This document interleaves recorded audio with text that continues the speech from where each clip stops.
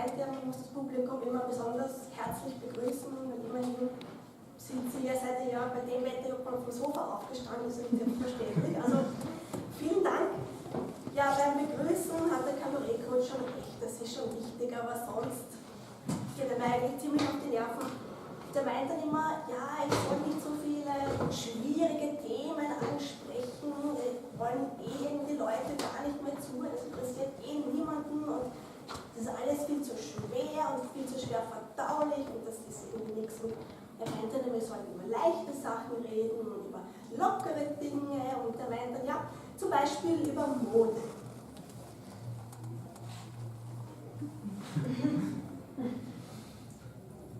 Also ganz ehrlich, was soll man dazu sagen? Das kann man in 2 Worten abhandeln, Deutsche und Romaner. Und das war's, also da kommt man nicht weit. Und dann meint er, ja, so, wenn man gerade am Anfang ist, der Kabarettlaufbahn, dann wollen die Leute immer irgendwas wissen, irgendwas Persönliches, soll ich was über meine Kindheit erzählen. Ich meine Kindheit, ja, ich kann jetzt erzählen, welche Bücher ich vorgelesen bekommen habe und welche ich selber gelesen habe, aber deswegen setze ich mich da, oder? Das interessiert mich wirklich nicht. Und dann meint er, ja, es ist ja nicht so schlimm, dann erfind halt deine Kindheit. Ne? Auf der Bühne darf man nicht lügen, dass sich die Balken biegen, ist ja wurscht.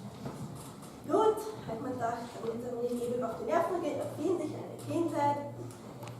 Gut, also meine Kindheit, ich bin aufgewachsen in einer, sagen wir mal, ziemlich harten Gegend in Transdanubien, also über der Donau. Ja, normalerweise gibt es da keine Freudenschreie, normalerweise ist da eher so ein ehrfurchtsvolles, getretenes Schwein. Ja, also genauer gesagt beim Rennbahnweg, also nicht am Rennbahnweg, sondern beim Rennbahnweg. Also das Publikum heute ist ganz anders, normalerweise Rennbahnweg. Ja, und also, da gibt es ja viele Gerüchte über den Rennbahnweg, das ist alles ganz furchtbar, hartes Pflaster und harte Gegend und so weiter, aber es war halb so schlimm. Also es hat schon Banden gegeben, ja, das schon, aber die waren eigentlich relativ zuvorkommend und ziemlich freundlich. Das hat sich dann ungefähr so abgespielt, auf der Straße natürlich, klar, was sonst. Brauchst du was? Wir haben Ecstasy und LSD. Ich war damals noch klein. Ecstasy? LSD? Was ist denn das? Ein neuer Schokoriegel? Nein, danke. Ich habe alles. Ich brauche nichts, danke. Also LSD, das habe ich nicht, aber ich habe PEZ. Ja, das haben sie dann genommen. Was sie sonst noch alles genommen haben, das war mir damals nicht bewusst, aber ich habe dann schon verstanden, dass man kommunizieren kann und dass das funktioniert, auch wenn es eigentlich gar nicht funktioniert, die Kommunikation. So, das habe ich damals schon verstanden. Aber ansonsten, ja, meine Kinder sind besonders spektakulär. Wobei ans Lichtermeer kann ich mich auch noch erinnern, da hatte der Heider gemeint, die Fremden fressen uns die Haare vom Kopf. Und da habe ich dann endlich verstanden, warum es am Rennbahnweg so viele Glatzen gab. Also da war man da die Kombination doch klar. Aber sonst war meine Kindheit eigentlich relativ ereignislos. Ja, mein Kabarettcoach ist ein eigener Mensch. Also ich bin ja froh, dass er heute nicht da ist, weil normalerweise sagt er immer, ja, ich muss das so machen und das und jenes und gibt mir immer Vorschriften und sagt, ja, das ist zu viel und zu viel Politik und das interessiert niemanden und das vertreibt die Leute. Aber heute ist er Gott sei Dank nicht da. Das heißt, ich kann tun lassen, was ich will. Er hat mir nämlich strenges Nachrichtenverbot auferlegt. Er hat gemeint, na, das kann so nicht weitergehen. Und, Entschuldigung, ich muss kurz schauen, wie spät es ist. Tut mir leid, ich muss kurz meine Tabletten nehmen.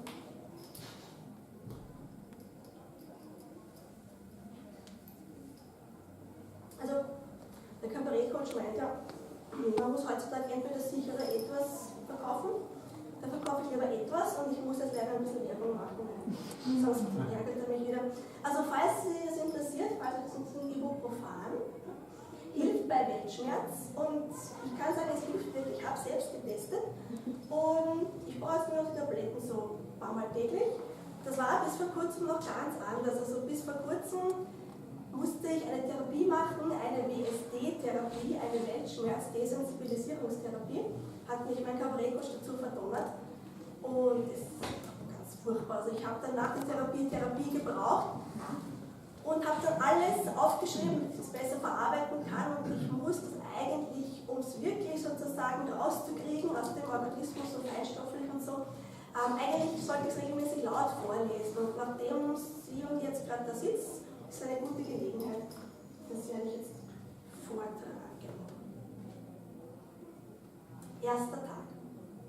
Kaum angekommen, drückt man mir die neueste Ausgabe von Mädchen in die Hand, weil ich auf 14 geschätzt werde. Ich kläre den Irrtum nicht auf und gehe auf mein Zimmer. Zettel und Stifte werden mir abgenommen. Der nächste Schock. Pinkfarbene Tapeten, ein Poster von Justin Bieber und die gesamte Twilight-Serie warten auf mich. Ich möchte telefonieren. Geht nicht. Kindersicherung. Ich wünsche mir, dass es Nacht wird. Ich merke, dass ich mir nichts wünschen sollte. Mandy von der Kinderbetreuung trommelt uns alle zusammen. Wir müssen uns gemeinsam Germany's Next Top sehen. Ich hätte Heidi Klum fast nicht erkannt. Ihr Schönheitschirurg hatte scheinbar so eine avantgardistische Phase. Ich hätte das fast laut gesagt und dann erinnere ich mich daran, wo ich bin. Ich bekomme Ausschlag. Die allergischen Reaktionen seien in meinem Fall ganz normal, werde ich beschwichtigt. Und der Heißhunger auf Katjes Yes ist eine Nebenwirkung, die eintreten kann, wenn man zum ersten Mal mit der Sendung konfrontiert ist. Ich wünsche mir, dass es morgen wird. 2. bis 5. Tag. Der Irrtum ist bemerkt worden. Ich werde verlegt in ein anderes Zimmer, aber leider ist nur noch eines für 50 plus frei. Ich denke mir, dass es nicht schlimmer werden kann. Es kann. In meinem neuen Zimmer türmen sich selbst aufgenommene VHS-Kassetten und ein paar DVDs. Ich muss mir jeden Tag 3 ansehen. Es sind die ganz alten Musikantenstadien wie Karl Roy und Hirs, sowie die weniger alten in Antwort. Jede Nacht habe ich Albträume. Ich träume, dass der Fernsehwastel mich fressen will und möchte davonlaufen. Leider trage ich Hansi Hinterseers ausrangierte Fellstiefel und knalle der Länge nach oben. Ich rapple mich auf und donnere mit dem Kopf gegen eine Metallwand. Aua, Silbereisen. In der Ferne sehe ich Rex Gill in einer Fensterattrappe stehen. Er schreit, nie wieder in Möbelhäusern singen, springt und verschwindet in der Versenkung. Ich stolpere weiter und renne fast Andreas Gabalier, umgegendert und mit eingebauten Volksrock'n'Roll-Empfinden über den Misthaufen. Er streicht sich eine Tolle aus dem Gesicht und Volksrock'n'Rollt auf 50er Jahre Rollschuhe weiter. Neben ihm schmachtet eine blonde Frau einen Schlager nach dem anderen. Stefanie Jagl, Claudia Jung, Henrik oder doch Carmen Nebel. So etwas Ähnliches muss die Frau auf Munks Gemälde der Schrei gesehen haben, denke ich im Traum. Der Wecker läutet. 6. bis 10. Tag. Nun beginnt die Intensivtherapie. Jeden Tag bekomme ich morgens eine Ausgabe der Neuen Post und abends eine Freizeitrevue. Intravenös, damit ich sie nicht verschwinden lassen kann. Meine Gehirnzellen verflüssigen sich. Das spüre ich noch. Ich schleiche mich in den Keller und stehle eine Tube Schuhpaste. Ich weiß nicht, woher ich die Kraft nehme, aber ich öffne die Tube und schreibe damit sämtlich verfügbare Zettel voll. Ich schreibe auch Fotos der letzten Werbefahrt und über Prospekt für die Besichtigung von Gut Eiderbichen. Für die Weihnachtszentrumsaufzeichnung im Sommer gibt es noch ein paar Plätze. Als die Zettel voll sind, schreibe ich die Wände voll. Ich schreibe Sätze, die aus mehr als 3 Satzbildern bestehen. Ich formuliere Thesen zur Verbesserung der Welt. Ich zitiere ein paar Philosophieklassiker. Ich fühle mich schon viel lebendiger. Die Tür geht auf. Die 50-Plus-Version von Mandy aus der Kinderabteilung herein. Sie will das Abendessen bringen. Sie sieht mein Zimmer. Sie lässt das Tablett natürlich fallen. Sie schreit laut auf, raucht sich die Extensions, läuft den Gang hinunter und ruft nach dem Chef. Ich muss weg.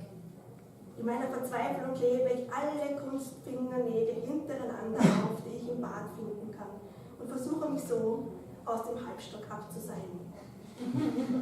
Es gelingt fast. Der Aufprall ist gegen die letzten Tage gar nicht hart und ich laufe und laufe und laufe. 11. Tag.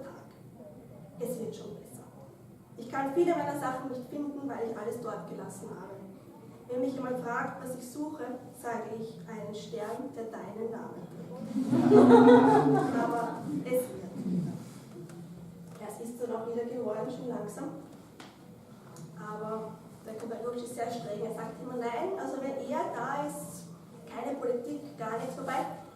Das Problem ist, ich kenne ihn ja überhaupt nicht. Ich weiß nicht einmal, wo er ist, man sieht, man hört ihn, man sieht ihn nicht. Also es ist eben ganz komisch. Man weiß, da ist was, aber man kann es nicht greifen. Es ist nicht greifbar. Es ist irgendwie so wie eine Schnittstelle zwischen NSA und Tod. Also nicht sehr vertrauenserweckend. Aber wie gesagt, heute ist er, glaube ich, nicht da und das nutze ich jetzt und lese noch zum Abschluss einen brandneuen Text vor. Wenn ich ihn ausgedruckt hätte, könnte ich sagen, druckfrisch. Ist aber handgeschrieben, also nicht druckfrisch, sondern nur neu. Und quasi tagesaktuell. Meine Damen und Herren, ich darf Ihnen mitteilen, dass Sie nun gleich live und in Farbe mit unserer Reporterin Eleanor White verbunden sind. Sie wird uns nun von dieser Megaparty berichten. Frau White, können Sie mich hören? Ja, hören kann ich Sie schon, aber sonst leider nicht. Es ist gerade sehr laut.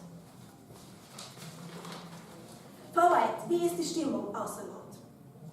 Es sind lauter Leute da und einer steht auf der Bühne und schreit. Wieso schreit er so? Das weiß leider niemand so genau. Vielleicht funktioniert sein Mikrofon wieder nicht. Können Sie hören, was er schreit? Leider nicht wirklich, aber ich habe das Gefühl, viele Menschen freuen sich hier. Interessant. Wie viele? Ich würde sagen, die sich trauen. Und die anderen? Ich würde sagen, die trauern. Was passiert nun? Jetzt kommt gerade ein Kinderchor auf die Bühne. Welch ein genialer Schachzug. Zur Deeskalation eignen sich Kinder oder Clowns am besten. Da ein Clown schon auf der Bühne steht, müssen jetzt die Kinder hören. Ein echter Horror. Der Clown? Auch. Aber ich meinte die Kinder. Die können dann meistens gar nicht singen, aber die Erwachsenen müssen trotzdem begeistert tun. Wie im Kindergarten. Nun hören wir den Kinderchor Jump for Joy. Kinderchor. Hillary, Hillary, Hillary heißt Hillary. Ein sehr kurzer Beitrag. In der Tat. Wie ist das zu deuten? Nun, Hillary wollte ja eine Flugverbotszone in Syrien durchbringen. Das klingt doch ziemlich friedlich. Das bedeutet konkret Bombardierung. Aber, Frau White, das ist doch so, wenn ich sage Apfel und das heißt eigentlich Schokolade. Genau. Und Sie essen doch auch lieber Schokolade, oder? Darum geht es doch nicht. Politik ist doch kein Zuckerschlecken. Auch nicht, wenn man noch so viel Honig ums Maul geschmiert bekommt. Nun macht sich der Mann auf der Bühne gerade über einen Mann ohne besondere Bedürfnisse lustig. Warum denn? Denn er gehört doch nicht zur Elite. Er, der auf der Bühne, trägt übrigens einen roten Muff auf dem Kopf, wohl ein exklusives Designerstück, das auch sein Gesicht in vertrauenswürdiges Rot taucht. Obwohl, ich muss zugeben, ich sitze nicht in der ersten Reihe und daher sehe ich nicht alles ganz genau. Das auf dem Kopf könnte auch Garfield oder ein Stück Lasagne sein oder beides. Da bitte ich um Entschuldigung, das kann ich nicht genau erkennen. Also Frau White, Sie hören nichts und Sie sehen nichts, wenigstens reden Sie mit uns. Manche nennen das auf dem Kopf übrigens Frisur. Tja, darauf muss man einmal kommen. Aha, nun kommt nochmal ein Kinderchor auf die Bühne. Wie heißen die kleinen Menschen jetzt? New Kids on the Block? Nein, Burn for Bernie. Ah, aus der Schweiz. Ich denke, das passt nicht. Es heißt doch nicht Switzerland first. Apropos Schwitzen, mir ist gar nicht wohl. Ach, da geht es Ihnen anders als der Frau von ihm. Der Frau von ihm. Kurz DTF genannt. I'm so excited, I'm so proud, I'm your first lady. Und ich war immer für die Ostöffnung. Mäßigen Sie sich, wir sind im staatlichen Fernsehen. Naja, Sie zumindest. Diese Lady ist nun zumindest Was passiert denn jetzt? Oh, der Kinderchor Burn for Bernie lässt symbolisch 10 und 20-Dollar-Scheine auf die Bühne flattern und einige Partygäste heben sie auf. Kleingeld kann Mensch immer brauchen und bekanntlich lernt man von den Reichen das Sparen. Die Information, dass Ivanka und Chelsea immer noch Best Friends Forever sind, kann man sich auch sparen. Was? Das muss ich gleich twittern. Die Tochter von Trumpy und Chelsea Manning? Sie haben Nerven, es geht doch um die Tochter von Hillary. Was das Geld verbindet, soll die Familie nicht trennen. Welchen Plan hat Bernie Sanders jetzt eigentlich? Das ist leider nicht bekannt. Gerüchteweise hat er ein One-Way-Ticket nach Kuba gelöst und möchte sich der Grabpflege von Fidel Castros letzte Ruhestätte widmen. Amen. Ja, den Armen möchte er weiterhin helfen, die werden ja nicht weniger. Obamacare ist ja schon jetzt I don't care geworden. Glauben Sie, wird DT sich international engagieren, wie das Hillary vorhatte? Ich glaube schon, America is in too much of a big country. Vor allem für jemanden, der keinen Horizont hat. Es ist zu hoffen, dass er einfach keinen Finger rührt und so auch keinen Knopf drückt. Sie sagen es. Es wird doch möglich sein, dass ein Berater darauf abgestellt ist, alle Knöpfe vor ihm zu drücken. Safety first. Dass er ein intellektueller Flachwurzler ist, ist übrigens eine infame Behauptung und völlig aus der Luft gegriffen. Der Mann hat, so munkelt man, einen Hang zu ABC-Waffen. Da bekommt der Ausdruck ABC-Schütze eine ganz neue Bedeutung. Singt jetzt eigentlich noch jemand? Nein. Und das wird meines Wissens auch so bleiben. Die Lippen sind versiegelt. Frau White, wie geht es nun weiter? Ich wurde darüber informiert, dass es noch ein Dinner gibt, dem Anlass entspräche Chili con Carne, die President Edition mit Mexicane, the real stuff, real Mexican kitchen. Wer die Mauer nicht bauen will, wer beim Mauerbauen nicht arbeitet, der landet im Essen. Die dann über die Mauer klettern, werden oben hängen gelassen und das ist dann aged dry. Kein Fleisch ist illegal. Wenn jetzt noch jemand Appetit hat, Mahlzeit. Die meisten Menschen schlucken alles und dann alles hinunter, solange es WLAN und Seifenopern gibt. Aber es gibt doch auch Demonstrationen.